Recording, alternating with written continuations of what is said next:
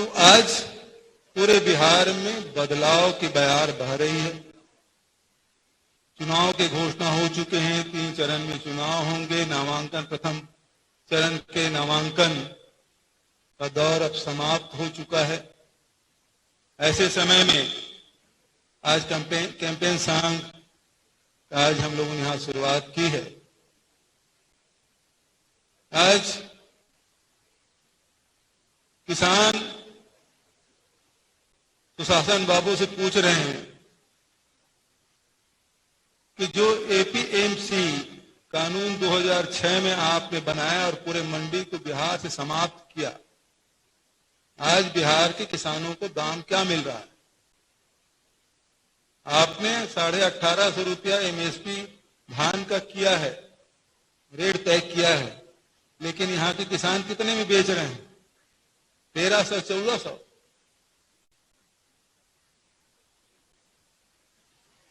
और वही इसी का अनुकरण केंद्र सरकार कर रही है। वो भी 3 कानून लाए। किसान के लिए कानून नहीं है, ये पूंजीपतियों के लिए एक कानून लाया गया है। ये कानून किसान के लिए कतई नहीं है। यदि किसान हित ऐसी है, प्रधानमंत्री जी नीतीश कुमार जी तो एक ही घोषणा कर दे कि वो मंडी में बिके या मंडी के बाहर बिके, या लाइसेंसधारी मंडी लाइसेंसधारी खरीदे, चाहे वो पैन कार्डधारी खरीदे, वो समर्थन मूल्य से नीचे नहीं होगा। यदि नीचे में खरीदा जाएगा तो उसे जेल में ठूस दिया जाएगा। केवल एक बात कह दे, लेकिन वो कहेंगे नहीं। क्यों? कि कानून किसान के लिए नहीं, ये पूंजीपतियों के लिए बना है। मैं अभी एआईसीसी के निर्देश पे नागपुर गया था। एक बड़े उद्योगपति का 1 लाख टन का गोडाउन बन चुका है। वो वहां धान या गेहूं वहां नहीं रखेंगे, वो रखेंगे मसाला, वो रखेंगे दलहन तिलहन, सस्ते दर पे खरीदेंगे पूरे देश में। क्योंकि उन्होंने दूसरा कानून बनाया है कि आप कितना भी अनाज रख सकते हैं। जो नेहरू जी ने 1955 में जो कानून बनाया था कि कोई कालाबाजारी न कर सके, आम जनता को उचित मूल्य के अनाज और दलहन तिलहन मिल सके, लेकिन अब उस कानून को हटा दिया गया। कितना भी आप अनाज रख लो, कितना भी आप दलहन तिलहन रख लो, कोई कुछ नहीं कहेगा। केवल युद्ध की स्थिति में या कोई प्राकृतिक आपदा आ जाए तब। इसका मतलब ये है कि पूरे देश में 2, 4, 5 लोगों के हाथ में ये सारा व्यापार चला जाएगा। और जितने भी व्यापारी हैं, मंझोले व्यापारी, छूटकर व्यापारी, वो सब उनके एजेंट बन जाएंगे। क्योंकि पूरा सामान वो खरीद के गोडाउनिंग कर लेंगे और उसके बाद रेट तय करेंगे। आपको याद होगा कुछ साल पहले दाल की कीमत 200 रुपए तक पहुंच गया था। क्यों? क्योंकि कुछ लोगों के हाथ में ही था। अब यही वही स्थिति बनने वाली देश में। इसी कारण से राहुल जी सड़कों पे आके इसका विरोध कर रहे हैं। ये जो कॉन्ट्रैक्ट फार्मिंग की बात कर रहे हैं, ये कॉन्ट्रैक्ट फार्मिंग 10 साल 15 साल के लिए कॉन्ट्रैक्ट करेंगे, किसान भूल भी जाएगा कि उसकी जमीन कहां पर है। कॉन्ट्रैक्ट करने के बाद खेत के मेड़ वगैरह भी समाप्त हो जाएगा। वो कहेंगे हम 15,000 एकड़ जमीन है हमारे कॉन्ट्रैक्ट में, आपकी जमीन कहां पे बताओ, तो वो पुराने जो चिन्ह है वो सब समाप्त हो चुके होंगे। ये किसान को उनके खेत में मजदूर बना देना चाहते हैं। ये केवल किसान विरोधी नहीं है, ये आम जनता विरोधी है। क्योंकि ये महंगाई, ये जितने भी अनाज है, दलहन तिलहन है, उसका रेट ये लोग तय करेंगे, जिसके सीधा असर आपके किचन में पड़ेगा। गृहिणियों के अर्थव्यवस्था, जो मासिक अर्थव्यवस्था है, वो बिगड़ जाने वाली है। इसलिए इन तीनों विधेयकों का हम विरोध करते हैं। ये सुशासन बाबू बताए 2006 में आपने लागू किया था। बिहार कि जो जनता है वो 80% से अधिक लोग आज भी कृषि पर ही आधारित हैं। उनके जीवन में क्या परिवर्तन आया। दूसरी बात मैं कहूंगा, सुशासन बाबू की बात होती है, हमारे प्रधानमंत्री जी को उनको झटका देने में बहुत मजा आता है। पहला झटका उन्होंने नोटबंदी का दिया। उन्होंने कहा पूरा काला धन वापस आया जाएगा, कितना आया बताने की जरूरत नहीं मुझे। फिर दूसरा झटका उन्होंने जीएसटी का दिया, उसमें भी बताने की जरूरत नहीं कितने व्यापारी दिवालिया हो गए, कितने उद्योगपति एमपीए हो गए। तीसरा झटका लॉकडाउन का दिया, बिना बताए लॉकडाउन की घोषणा अचानक 8 बजे प्रकट होते हैं टेलीविजन में, बोले कि अब लॉकडाउन।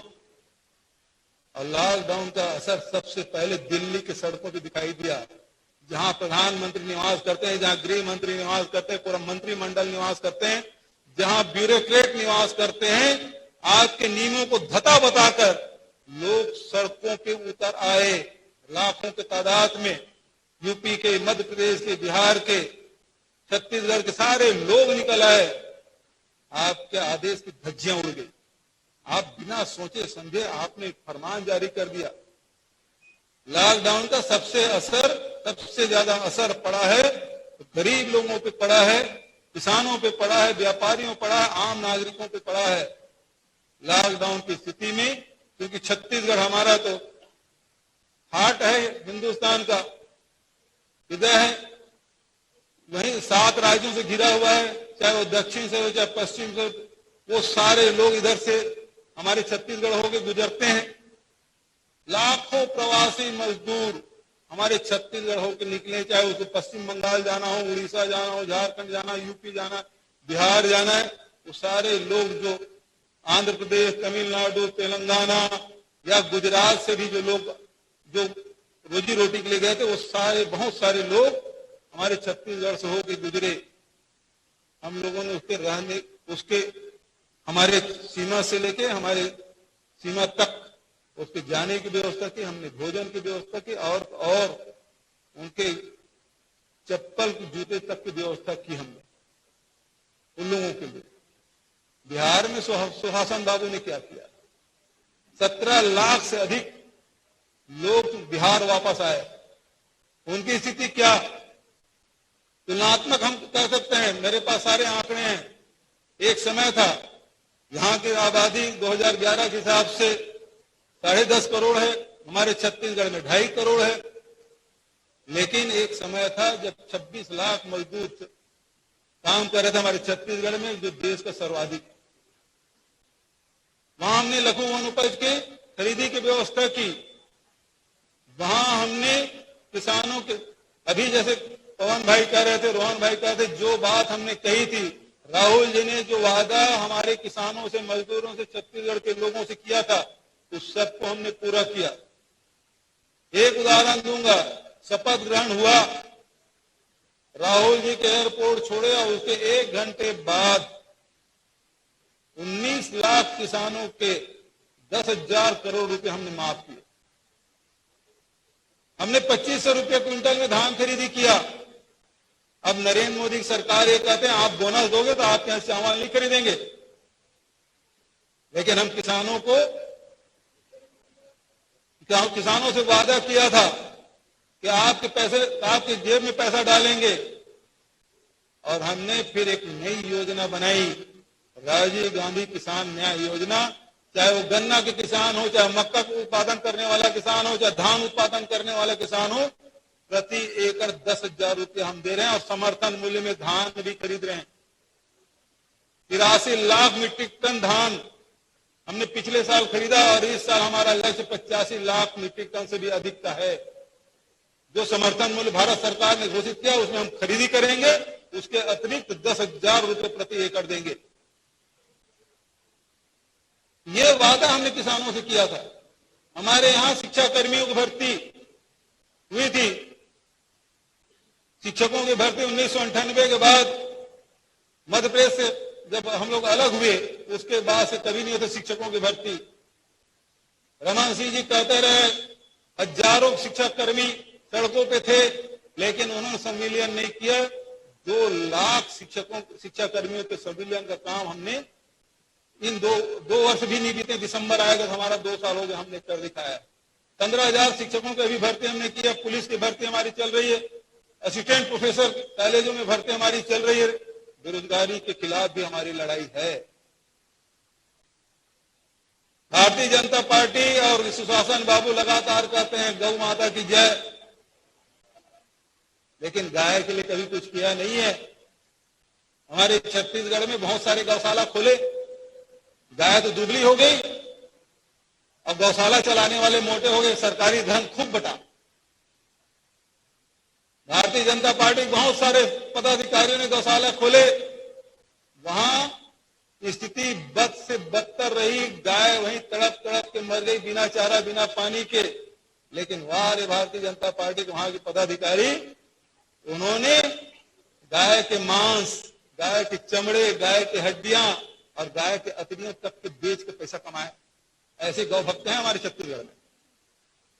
लेकिन हमने गोधन न्याय योजना की शुरुआत की। हिंदुस्तानी पूरे दुनिया में छत्तीसगढ़ पहला प्रदेश है जहां 2 रुपया प्रति किलो के हिसाब से गोबर खरीदने का हमने निर्णय लिया और 2 महीने के भीतर में 30 करोड़ का पेमेंट हमने किया।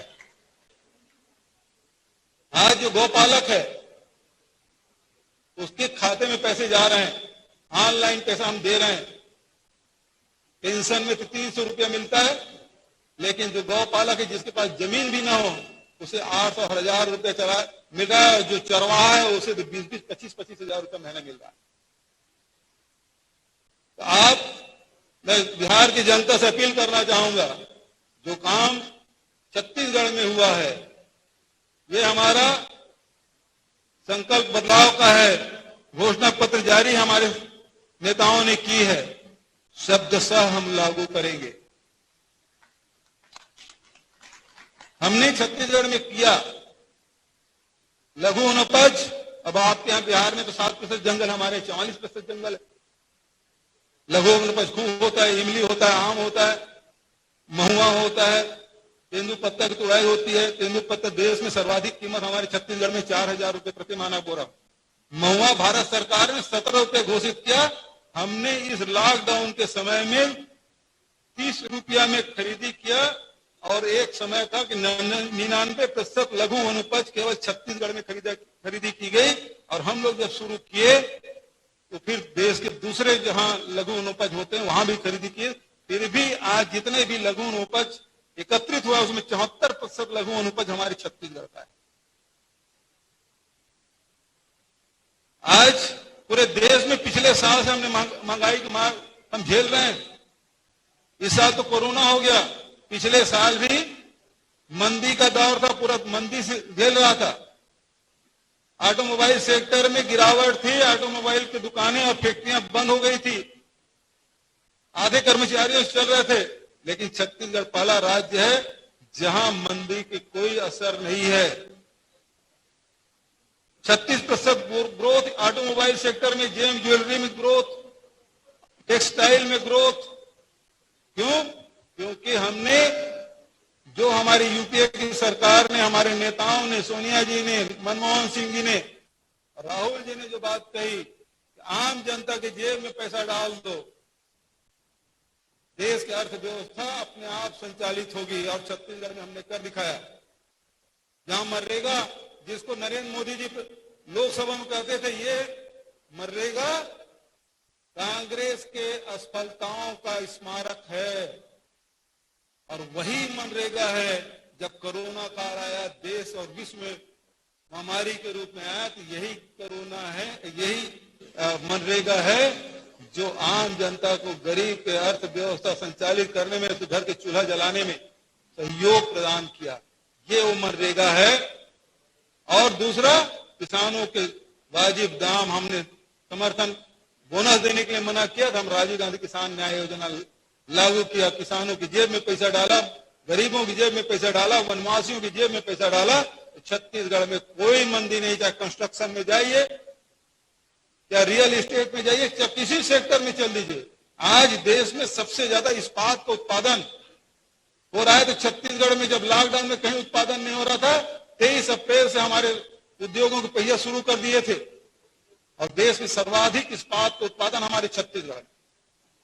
नेशनल दस्तक की आपसे गुजारिश है कि अगर इसको बचाना चाहते हैं तो नेशनल दस्तक को सब्सक्राइब करने के लिए रेड कलर के सब्सक्राइब बटन को दबाएं, फिर बेल आइकन की घंटी दबाएं। नेशनल दस्तक को बचाने के लिए बहुत जरूरी है कि हर खबर को शेयर करें, लाइक करें, कमेंट जरूर करें।